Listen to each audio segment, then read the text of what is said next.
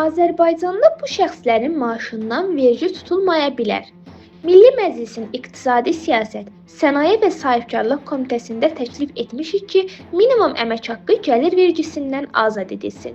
Media TV Azmedia qrupunun xəbərinə görə bu sözləri Baku Vesi açıqlamasında millət vəkili Vüqar Bayramov bildirib. Deputat əlavə edib ki, bu il özəl sektorda əmək haqqı ilə bağlı güzəşt müddəti başa çatıb və növbəti ildən özəl sektorda çalışan vətəndaşların 2500 manata qədər maaş alan əmək haqqından 3% vergi hesablanacaq.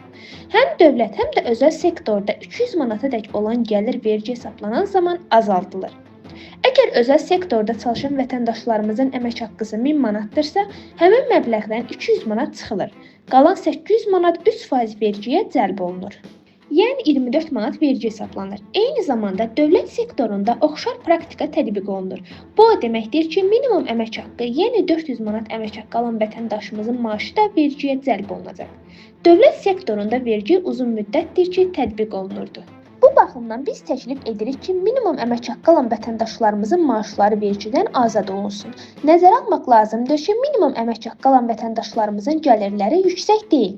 Onların sosial baxımdan təminatı və müdafiəsi bu gün həyata keçirilən siyasətin əsas hədəflərindəndir. Həmin əmək haqqlarının vergidən azad edilməsi nəticə etibarilə həmin vətəndaşlarımızın sosial təminatı baxımından vacib ola bilər. Bir çox ölkələrdə minimum əmək haqqı vergidən azaddır. Oxşar praktikanın Azərbaycanda da tətbiqinə imkan yarada bilər.